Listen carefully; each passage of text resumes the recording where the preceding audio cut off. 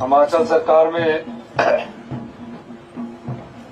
सामाजिक न्याय एवं परिवार कल्याण मंत्री सम्मानित श्री कर्नल धनीराम शांडिल जी, हिमाचल सरकार में लोक निर्माण मंत्री एवं शहरी विकास मंत्री सम्मानित श्री विक्रमादित्य जी, हिमाचल सरकार में सीपीएस और हमारे साथी सम्मानित श्री संजय अवस्थी जी,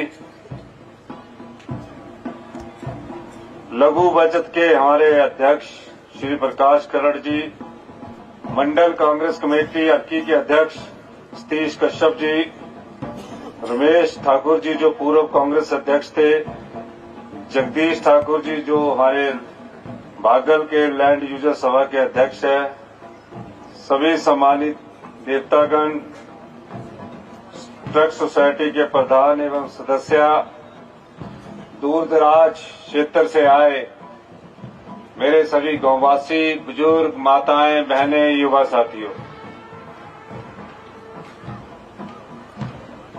कल 15 महीने हमारी सरकार को पूरे होने जा रहे हैं।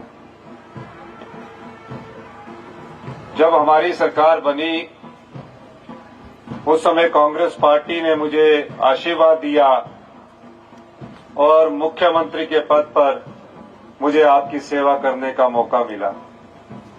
मुख्यमंत्री बनने से पहले मैं 20 साल तक विधायक रहा। मैं पहले कभी भी मंत्री के पद पर नहीं रहा। मैं कांग्रेस पार्टी की छात्र राजनीति से उठकर युवा कांग्रेस की राजनीति से आगे बढ़ता हुआ प्रदेश कांग्रेस की अध्यक्ष की कुर्सी से होता हुआ मुख्यमंत्री की कुर्सी पर पहुंचा। मैंने जीवन के कई पड़ाव देखे हैं। एक आम परिवार से उठकर, एक किसान परिवार से उठकर, एक कर्मचारी का बेटा होकर और जीवन के संघर्ष से सीखते सीखते जब मैं मुख्यमंत्री की कुर्सी पर जिस दिन मैं शपथ ले रहा था, मेरे मन में सिर्फ एक ही विचार था कि आप लोगों की, आम लोगों की, गरीब लोगों की, किसान के लिए, महिलाओं के लिए, युवाओं के लिए किस प्रकार की योजना बनाई जाए। रात भर सोचता था, दिन रात मेहनत करके मैंने कुछ योजनाएं आपके सामने लाई। 15 महीने में जिस सरकार की आर्थिक व्यवस्था पूरी तरह चरमरा गई हो, जिस सरकार के पास खजाना खाली हो और जिस सरकार को रोजमर्रा का खर्चा चलाने के लिए कर्जे पर निर्भर रहना पड़ता हो, उस प्रदेश का हाल आप जानिए। एक ऐसी व्यवस्था जो पिछले 40 साल से चल रही थी, सरकारें बनती थी, सरकारें चली जाती थी, फिर दूसरी सरकार आ जाती थी। हमने उस व्यवस्था में परिवर्तन किया। मैंने जब अधिकारियों की बैठक ली, अधिकारियों की बैठक लेने के बाद मैंने उनसे पूछा, ये प्रदेश कब तक कर्जे के सहारे आगे बढ़ता रहेगा और कब तक हम कर्जे के सहारे इस प्रदेश की जनता पर आए दिन नए नए टैक्स लगाते रहेंगे और आपसे पैसा वसूलते रहेंगे। उस दिन मुझे अधिकारियों ने कहा, 40 साल से तो ऐसे ही चल रहा है। मैंने कहा, इस व्यवस्था को बदलने की जरूरत है और धीरे धीरे हमारे अथक प्रयासों से, हमारी कैबिनेट के सभी सदस्यों के प्रयासों से हम 12-12 बजे तक बैठक करते रहे और इस व्यवस्था को बदलने की प्रक्रिया शुरू हुई। कुछ नियम परिवर्तन किए गए, कुछ कानून में बदलाव किया गया। गांव का दर्द मैं जानता था, आम इंसान की पीड़ा को भी मैं जानता था। इस बीच में मुझे कुछ युवा साथी मिले, मेरे पास आए। कुछ बेटियां थी और कुछ पढ़े लिखे युवा नौजवान जो पीएचडी करके आए, कह रहे थे कि जो हमीरपुर का सबॉर्डिनेट सिलेक्शन बोर्ड है उसमें हमारे सारे पेपर ठीक हुए, लेकिन हमें रोजगार नहीं मिल सका। मैंने कहा क्या बात है? कहते हैं जब हम एक ऐसे युवा साथी को जो योग्य नहीं था उसको सरकारी में नौकरी में जाते हुए देखते हैं तो हमें लगता है कि कहीं ना कहीं किसी न किसी प्रकार से कोई भ्रष्टाचार हो रहा है। हमने उनसे पूछा कि आप कैसे कह सकते हैं? उन्होंने बड़े विश्वास के साथ कहा कि पिछले 5 वर्षों में जो नौकरियां थी उसमें योग्य उम्मीदवार को तरजीह नहीं मिली है, सिर्फ उन लोगों को तरजीह मिलने की सूचना हमारे पास है जो पेपर खरीदते थे। एक गरीब लड़का पीएचडी किया हुआ जिसकी थ्रू आउट मेरिट थी, +2 में भी टॉपर था, ग्रेजुएशन में भी टॉपर था, लेकिन सबॉर्डिनेट सिलेक्शन बोर्ड के जब एग्जाम आते थे उसमें कम नंबर आते थे, पास हो जाता था। मैंने जब उसकी सारी मार्कशीट देखी उसके बाद मैंने विजिलेंस के अधिकारियों को बुलाया। मैंने बोला कि ये भी एक पीएचडी करने वाला लड़का क्लर्क का टेस्ट पास नहीं कर सकता और इसका साथी जिसने +2 की है वो सा टेस्ट पास कर रहा है। तो मैंने उसी समय ये समझ लिया कि सबॉर्डिनेट सिलेक्शन हमीरपुर में कोई घोटाला होने जा रहा है। जाल बिछा और सही मायने में जितने भी पिछले 5 साल से पेपर हो रहे थे उनमें पेपर बेचे जा रहे थे, उसमें उस सबॉर्डिनेट सिलेक्शन बोर्ड के कर्मचारी सम्मिलित थे। मेरे पास रिपोर्ट आई, उन्होंने कहा कि ये युवाओं के भविष्य के साथ खिलवाड़ है, मुझे फैसला करना था। मैंने बोला कि ग्रामीण परिवेश का बच्चा या कोई भी युवा साथी वो मेरिट के आधार पर सिलेक्ट होना चाहिए, लेकिन ये जो पेपर बेचने का धंधा और पेपर लीक करने का धंधा, इसको बंद करने की जरूरत है। और मैंने उसी दिन संवैधानिक सबॉर्डिनेट सिलेक्शन बोर्ड था, उस भ्रष्टाचार के अड्डे को भंग किया और युवाओं को ये विश्वास दिलाया कि आने वाले समय में जो मेरिट पर होगा उसको रोजगार मिलेगा। और मुझे खुशी इस बात की है कि 4-10 दिन पहले ही उसमें राज्य चयन आयोग हमने का नया गठन किया, अब उसमें एग्जाम होने शुरू हो चुके हैं। भारतीय जनता पार्टी सोई रही। भारतीय जनता पार्टी के पूर्व मुख्यमंत्री जयराम ठाकुर जी आंखें बंद करके सोए रहे। उनके सामने कई ऐसे उदाहरण आए। पुलिस भर्ती उनके समय में हुई जिसमें पेपर लीक किया गया। हजारों युवा जो पुलिस भर्ती में बैठे, जब पता चला कि पेपर लीक हुआ तो उस पेपर को भंग किया, लेकिन दोबारा से उस पेपर को लिखित में शुरुआत की और दोबारा से उस पुलिस भर्ती को किया, लेकिन कोई इंक्वायरी नहीं की। इसका मतलब वो लोग भ्रष्टाचार में शामिल थे। हमने इंक्वायरी भी की और भ्रष्टाचार पर लगाम भी लगाई। उसके बाद हमने कहा युवा इस प्रदेश की रीढ़ की हड्डी है, इन्हें रोजगार मिलना चाहिए। और पिछले 15 महीने में 6,500 हम टीजीटी, संस्कृत, जेवीटी सब बैच वाइज भर्तियां हमने शुरू कर दी है। और सबॉर्डिनेट सिलेक्शन बोर्ड के अलावा पब्लिक सर्विस कमीशन को भी बोल दिया गया है कि इनकी लिखित परीक्षा कीजिए। 20,000 हमने रोजगार के अवसर इस 15 महीने में पैदा किए, जिसमें वन मित्र आईपीएच में 10,000 पोस्टें हैं, पुलिस में 1261 पोस्टें हैं, पटवारी की 9,984 पोस्टें हैं। ये सब पोस्टें आपके युवा वर्ग के लिए हम निकालने जा रहे हैं।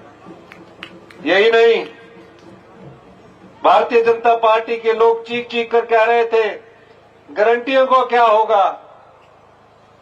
बात सही थी, पैसे है नहीं, फिर भी हमने हिमाचल प्रदेश के 1,36,000 कर्मचारी जो एनपीए में थे, जिन्हें रिटायरमेंट के बाद सिर्फ 3500 रुपया पेंशन मिलनी थी, हमने उस व्यवस्था में परिवर्तन किया।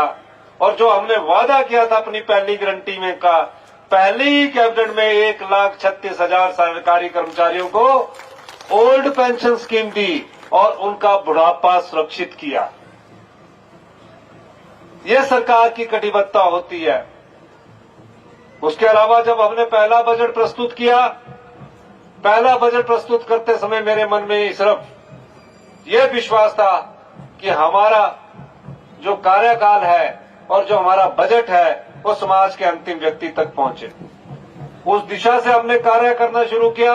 इसी बीच यहां भागल के अदानी ग्रुप ने भी यहां अपना सीमेंट प्लांट बंद कर दिया, अंबुजा वाले ने भी सीमेंट प्लांट बंद कर दिया। बहुत दबाव था हमारे पर, लेकिन हमने आपके अर्की के जो लैंड यूजर थे उनकी बात सुनी, जो ट्रक ऑपरेटर थे उनकी बात सुनी। सरकार उनके साथ कंधे से कंधा मिलाकर खड़े रही, लेकिन किसी धनवान के आगे नहीं झुकी। आम लोगों के आगे हम साथ कंधे से कंधा मिलाकर खड़े रहे। अभी ये चल ही रहा था कि इतिहास की सबसे बड़ी त्रासदी, इतने अत्यधिक बारिश हमारे जीवन काल में हमने पहले कभी नहीं देखी। तकरीबन 16,000 घरों को नुकसान पहुंचा, 4,000 घर पूरी तरह नष्ट हो गए।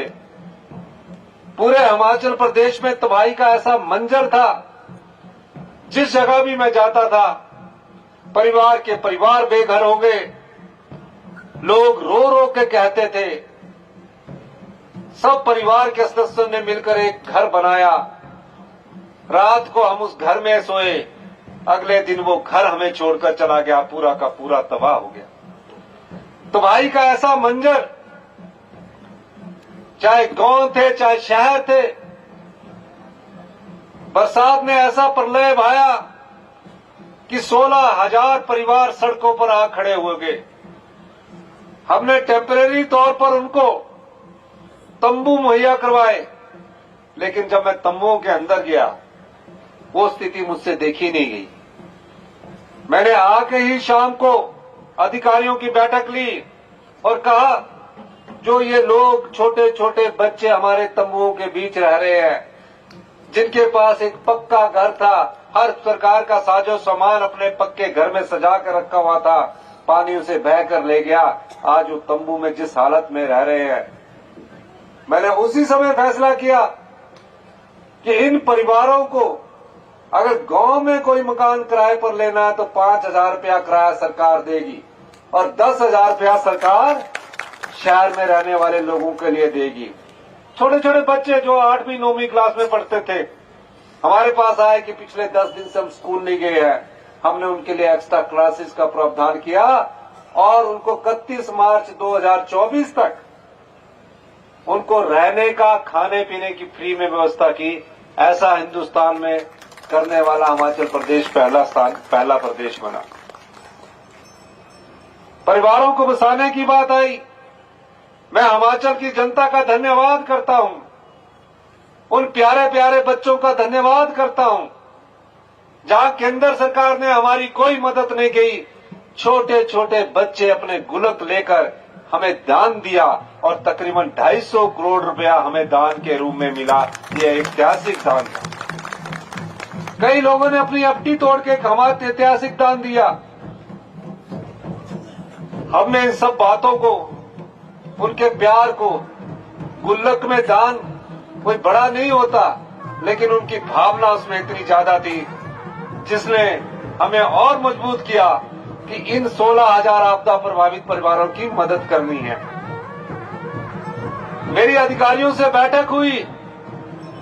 अधिकारियों की बैठक के बाद सब लोगों ने ये कहा कि हम सिर्फ 1.5 लाख रुपया मकान के लिए दे सकते हैं। मैंने कहा इस कानून को बदलो। कहा ये कानून नहीं बदला जा सकता। मैंने उस कानून की किताब को उठाया, घर में पढ़ा, अगले दिन मैंने नियम को देखा और उसके एक हफ्ते के अंदर हमने उन आपदा प्रभावित परिवार जो बेघर हो गए थे, जो एक रात अपने पक्के घर में सोए हुए थे या कच्चे घर में सोए हुए थे, उनको हमने 1.5 लाख से बढ़ाकर 7 लाख रुपए की आर्थिक सहायता दी। कहीं से पैसा नहीं आ रहा, लेकिन हमारी सरकार के मंत्रिमंडल के सभी सदस्यों ने एक निर्णय किया, सब प्रकार के बजट में हमने कटौती की और जो भ्रष्टाचार के द्वारा पैसा बाहर जा रहा था उस पर मैंने रोक लगाई। और आज मुझे खुशी है कि 16,000 परिवारों को पहली किस्त के रूप में, जिसमें 4,000 परिवारों को 3 लाख रुपए और 13,000 घरों को 1 लाख रुपए की आर्थिक सहायता मिल चुकी है। मैंने कहा इनको बिजली का कनेक्शन भी फ्री होना चाहिए, पानी का कनेक्शन भी फ्री होना चाहिए। ये दर्द हमारे सीने में उन परिवारों के लिए था, क्योंकि हम भी आम परिवार से उठकर राजनीति करने आए हैं। हमें भी पता लगता था कि जब अगर घर बनाने में कितनी दिक्कत होती है, हमें भी पता है कि एक घर बनाने के लिए हमारी सारी पूंजी चली जाती है। तब मैंने उनकी 7 लाख रुपए सहायता की कि एक आम आदमी, एक आम परिवार का सदस्य आज मुख्यमंत्री की कुर्सी पर पहुंचा है, जो आपका दर्द जानता है। पटवारी के चक्कर लगाते लगाते गरीब किसान, आम आदमी थक जाता था। तकसीम दादे के समय शुरू होती थी, पोते के समय खत्म होती थी। मैंने रेवेन्यू लॉ में बदलाव कर दिया, कानून में बदलाव कर दिया। पटवारी से लेकर तहसीलदार से लेकर डिप्टी कमिश्नर तक कहा, गरीब किसान, आम आदमी कभी पिसना नहीं चाहिए। वो इंतकाल के चक्कर लगाते लगाते उसके जूते घिस जाते, कभी पटवारी कहीं गया होता है। 3 महीने बाद जब मुझे रिपोर्ट आई, खुद मैं बैठ के करता रहा। 90,000 इंतकाल हो चुके थे, 7,500 तकसीम पूरी हो चुकी थी। अभी इस परिस्थितियों से निपटारा चल ही रहा था। हमारा दूसरा बजट प्रस्तुत होने वाला था। दूसरे बजट के लिए हमने दिन रात मेहनत की और मैंने सभी अधिकारियों से पूछा, जो हमने भ्रष्टाचार पर चोट लगाई है उससे हमें कितना राजस्व मिला। उन्होंने कहा, ये पहली बार किसी मुख्यमंत्री ने यह सोचा है जो आय बढ़ाना चाहता है। मैंने बोला, मैं आय तो बढ़ाना चाहता हूं, लेकिन जितना पैसा आया मैं जनता के बीच में भी बांटना चाहता हूं। बजट बना, जो प्रदेश 90,000 करोड़ रुपए के कर्जे के नीचे दबा हुआ था, जहां 10,000 करोड़ की लायबिलिटीज थी, धीरे धीरे हमने वित्तीय कुप्रबंधन को ठीक करके आगे बढ़ना शुरू किया।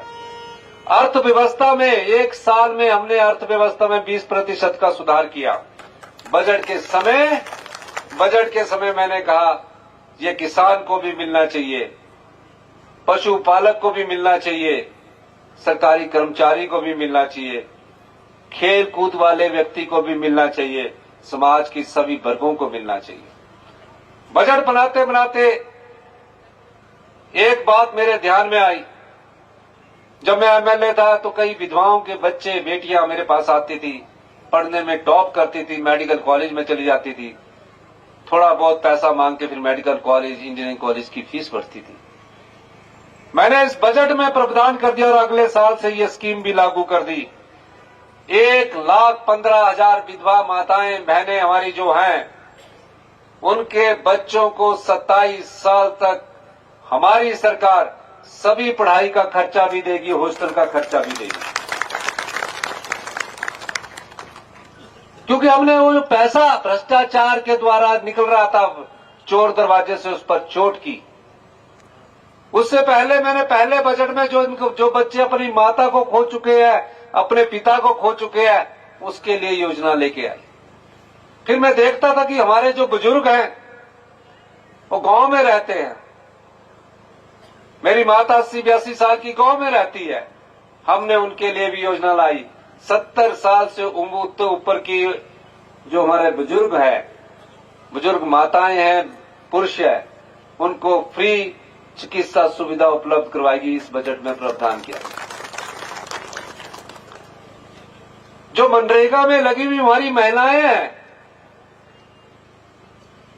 बेचारी दिन रात, कई महिलाएं हमारी दिहाड़ी करती है, कई पुरुष दिहाड़ी करते हैं, पर उनकी आय बहुत कम होती है। मैंने एक ही समय में ऐतिहासिक 60 रुपए की वृद्धि की। अगले अप्रैल से 300 रुपया मनरेगा के मजदूर को मिलना शुरू हो जाएगा। ये पैसा हमने आप लोगों से जो पहले भ्रष्टाचार के रास्ते से बाहर जाता था, उस पर रोक लगाकर आज आप लोगों के बीच बांट रहा हूं। किसान है, किसान की आय का मुख्य साधन पशु होता है, पशु के साथ उसकी खेती होती है। मेरे पास जो दुग्ध उत्पादक थे वो लोग आए, उन्होंने कहा हमें 32 रुपए लीटर दूध मिलता है, बहुत कम कमाई होती है। मैं जानता था कुछ कमाई नहीं होती, और सारी हमारी माताएं बहनें दुग्ध उत्पादन का काम करती।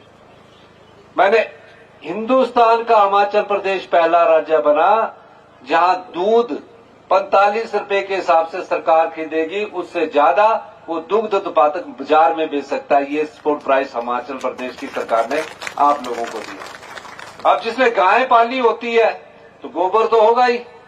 हमने कहा कि गोबर आधारित जो खेती करेगा, प्राकृतिक, यूरिया का प्रयोग नहीं करेगा, 12-36 जो खाद होती है उसका प्रयोग नहीं करेगा, तो उससे सरकार 40 रुपए प्रति किलो के हिसाब से गेहूं खरीदेगी, 30 रुपए किलो के हिसाब से मक्की खरीदेगी, ताकि हमारा जो युवा है, गांव में बैठा हुआ युवा, उसके पास 20 से 25 हजार रुपया आपको मिले। अभी एक और योजना हम राजीव गांधी के नाम जी से लाए कि जिसके पास 6 बीघा जगह होगी, 3 बीघा जगह होगी, सरकार उसको 20,000 रुपया देगी, वहां सोलर पावर प्रोजेक्ट लगेगा, सरकार की तरफ से लगेगा। आपकी जमीन का आपको 20,000 रुपया महीना देने जा रही है। ये सब योजनाएं आम जनता के लिए लाए, लेकिन जैसे ही हमारा बजट प्रस्तुत हुआ, और बजट प्रस्तुत होने से पहले राज्यसभा का चुनाव आया, हम कल्पना भी नहीं कर सकते थे कि राज्यसभा के साथ चुनाव में हमारे कांग्रेस विधायक के 6 विधायक हमें धोखा देंगे। 6 विधायकों ने क्रॉस वोटिंग की। उसके बाद जो आम लोगों के लिए, आपके लिए बजट था, उसमें उन्होंने अपने आप को उस बजट से दूर रखा।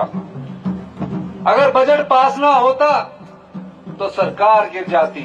आप लोगों के जो लिए हम योजना लाए थे वो धरातल पर ना उतर पाती।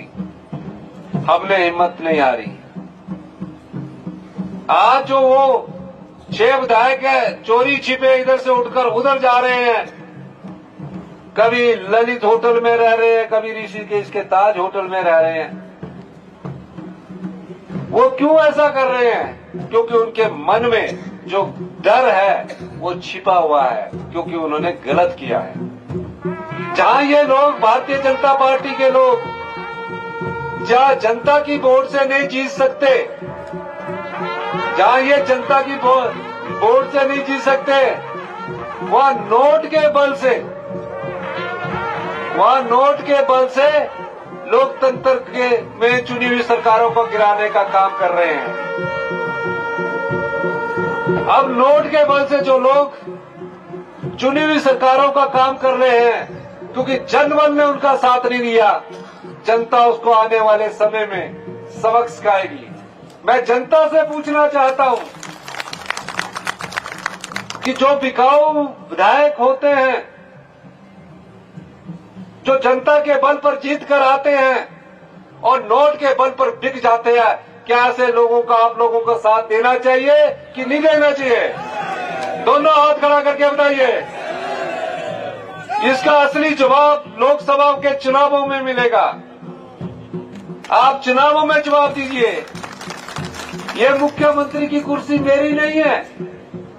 मैं तो 30 साल के लंबे संघर्ष के बाद इस पर पहुंचा हूं। ये आप लोगों की कुर्सी है, आपकी सेवा की कुर्सी है। इस कुर्सी को आप अपना सोचिए, क्योंकि जिस दर्द को मैं जानता हूं वो दर्द आपके दिल में भी है। जिस पीड़ा को आप रोज सहन करते हैं वो पीड़ा मेरे सीने में भी है, और ये कोई दो राय नहीं है। जिस दिन इस देवी देवताओं की भूमि में जनता के बल पर चुनकर आने वाले लोग के बिल पर बिक जाएंगे, समाज का कभी भला नहीं होगा। हमें ऐसे तथ्य मिले हैं जहां करोड़ों रुपए की राशि चढ़ाई गई है, वोट आपका और अपनी सुख सुविधा के लिए। ऐसे लोगों को सबक सिखाने का समय आ चुका है।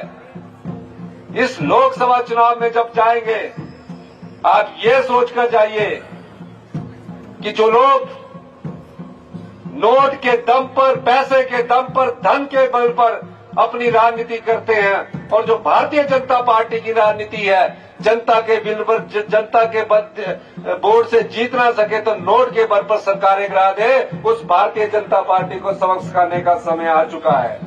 ये आपके हित में है। हम लोग तो बन गए हैं, इसका मतलब ये नहीं है कि हम लोग आपकी सेवा न करें। इसीलिए मैं आपसे कहना चाहता हूं, हम सत्ता सुख के लिए नहीं आए हैं। बड़ी बड़ी गाड़ियां चाहिए, बड़े बड़े मकान चाहिए, बड़े बड़े महल चाहिए। हम आप लोगों से उठकर आप लोगों की सेवा करने के लिए आए हैं। 2 बजट देख लीजिए। दूसरा बजट हमने प्रस्तुत किया, वो आम लोगों के लिए, जनता के लिए था। और आने वाले भविष्य में भी 5 साल हमारी सरकार चलेगी। अगर आपकी ताकत हमारे साथ खड़ी रहेगी, 5 साल आपकी ताकत हमारे साथ चलेगी। क्या आपकी ताकत कांग्रेस पार्टी के साथ खड़ी रहेगी? जोर से बोलो। देवताओं का हमारे आशीर्वाद भी प्राप्त हो रहा है। जहां देवताओं का आशीर्वाद हो, भगवान का आशीर्वाद हो, सच्चे मन से आपकी सेवा करना चाहते हो, झूठ बार बार सत्य से टकराता है। भारतीय जनता पार्टी के लोग बार बार झूठ बोलते हैं। हर बार झूठ का टकराव सत्य से होता है। जितना मर्जी झूठ बोल लिया जाए, जीत अंत में सत्य की होती है। ये सत्य की लड़ाई है, ये लोकतंत्र की जीत की लड़ाई है। आपका सहयोग चाहिए, आपका आशीर्वाद चाहिए। और इसके माध्यम से मैं ये इतना ही कहना चाहता हूं, निश्चित तौर पर हम आपके साथ हैं। सरकारी कर्मचारियों का बुढ़ापा हमने सुरक्षित किया, तो हमारे पास एक बहुत बड़ा, हमारी बहनें थी। मैंने कहा कि अगले साल 1000 करोड़ रुपया जो बट जाता है आपका, किसी के माध्यम से बट जाएगा, उस पर रोक लगानी है। और हमारी प्यारी बेटियां जो 18 साल की उम्र पार कर चुकी है, जब तक उनके शरीर में अंतिम सांस रहेगा, तब तक उसको हमारी सरकार 1500 रुपया महीना पेंशन देगी। ये हमारा पैसा नहीं है, ये आपका पैसा है। ये आपको नहीं खर्च होना है, ये किसान पर खर्च होना है। एक साल में 18,000 रुपया 18 साल से ऊपर की बेटी को मिलने जा रहा है। ये सरकार ने उस पैसे पर जो किसी और माध्यम से भ्रष्टाचार के रूप में खर्च हो रहा था, आपके लिए रोक के रखा है। आने वाले समय में मेरे आप कितने भी भाषण सुन लीजिए, मैं ये दावे के साथ कह सकता हूं, 2027 तक हम आत्मनिर्भर हिमाचल बनाएंगे। अभी आपको ये जानकारी तो मैं बताना चाहता हूं कि आज इस सभागार के पंडाल में बैठा हुआ एक एक व्यक्ति ये बात सुन ले, एक एक महिला हमारी ये बात सुन ले, हिमाचल प्रदेश के 75 लाख की जनता पर 1,02,000 रुपए का कर्जा है। 1,02,000 रुपए का कर्जा है। इसलिए इस कर्जे का बोझ भी कम करना है, आपको समर्थ भी बनाना है और हिमाचल प्रदेश को आत्मनिर्भर भी बनाना है। और अगले 10 साल में हिमाचल प्रदेश को हिंदुस्तान का सबसे समृद्धशाली और अमीर राज्य बनाना है। ये सोच हमारी कांग्रेस पार्टी की सोच है। इसीलिए हमने किसानों की तरफ ज्यादा ध्यान दिया है, क्योंकि 90% लोग हमारे गांव में रहते हैं। हम सब लोग गांव के निवासी हैं। ठीक है, शहरों में अब रहना शुरू किया, एक घर बनाते हैं, लेकिन हमारे पास एक घर से ज्यादा दूसरा घर नहीं होता है। अधिकांश के पास एक घर होता है, एक घर शहर में होता है। तो जब आप सामर्थ होंगे, आपको अच्छी शिक्षा मिलेगी, अच्छी हेल्थ मिलेगी। इसके लिए आप लोगों का सहयोग चाहिए। इन्हीं शब्दों के साथ एक बार फिर से मैं, जो संजय अवस्थी जी ने अपनी मांगे रखी है, अब जो सिविल सप्लाईज की इन्होंने बात रखी है, उसके बारे में मैं जब विचार विमर्श होगा तो आप लोगों को बुलाया जाएगा, उसमें बैठकर बात की जाएगी। और इन्होंने अर्की में मिनी सेक्रेटरीट की बात रखी है, साइंस टीम गलागू घाट में उसको करने की मैं घोषणा करता हूं। दाला घाट में भी कंबाइंड ऑफिस बनाने की बात कर रही है, उनको भी मैं करने की घोषणा करता हूं। स्टेडियम अगर इसके लिए जगह होगी तो उसके लिए दाला घाट में जो स्टेडियम है उसकी भी मैं बनाने की घोषणा करता हूं। 33 के भी मांगू का भी जो फॉरेस्ट का अपग्रेडेशन नहीं इलेक्ट्रिक जो 33/11 केवीए का नया इलेक्ट्रिकल सबस्टेशन बनना, उसकी भी मैं घोषणा करता हूं। अभी इतने पैसे भी नहीं है।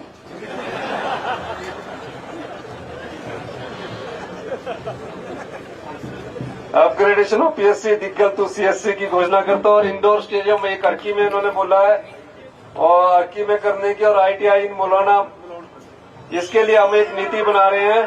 उस नीति के अनुसार अगर आएंगे तो उसको करने की घोषणा कर दूंगा। कुनियार में जो हॉस्पिटल बनना है उसकी जगह चिन्हित होगी, उसको अपग्रेड कर दिया जाएगा। इन सभी मांगों की, कुछ पैसों का भी सोचना पड़ता है ना, तो उन सभी मांगों की मैं घोषणा करता हूं। पर आप लोगों से मैं ये अनुरोध करना चाहता हूं, जो जनता के वोट से जीत नहीं जाए जी, वो नोट के द्वारा जो बिकते हैं, इन लोगों को सबक सिखाने का समय आने वाला है।